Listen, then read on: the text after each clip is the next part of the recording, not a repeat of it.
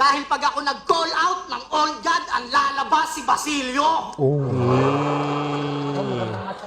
Ganda rin nun. Jonas Yun ang- Basilio? Oo, Jonas Basilio.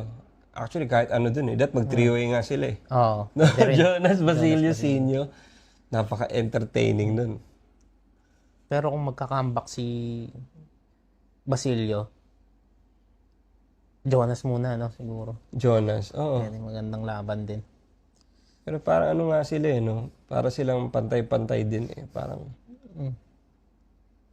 para sa akin, paghanga ko sa kanilang tatlo, parang as comedians, as ano, parang even yung match. Kasi parang isang old god, isang ano, current, isang, ano ba? Hindi, magkasabay yata yun eh. Si Jonas, tsaka si Senior. Parang mas nauna si Zinyo kaysa kay Basilio eh. Hindi ah, Basilio. Sa Basilio, may flip-top. autograph ni Rizal yun.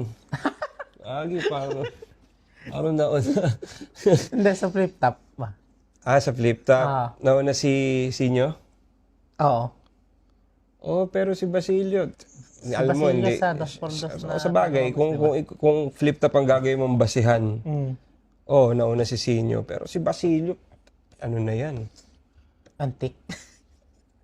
Tsaka sabi ko sa'yo, Tol, talahiban pa lang yung ano, yung Mega Mall Basilio na yan. Tsaka magaling talaga si Basilio dati pa lang. Like, Republic pa lang. Nakita ko talaga yung husay niya sa pagsulat, sa pag-iisip ng mga tema, kung paano siya magplano ng mga ano niya. Magaling talaga si Basilio. Kaya nakakatuwa na kung nasa na siya ngayon. Oo nga. Dati, Artista na. iba-iba rin yung pinagdaanan nun ni Basilio na ano eh, na bullshit eh, bago yung narating yung ano niya ngayon. Kaya yun, shoutout kay Basilio, yun, sana mangyari ito, three-way, kayo naman mag-three-way, we will pay good money for that. Jonas, Sinyo, Basilio, galing nun, sana. Kahit 1 minute lang.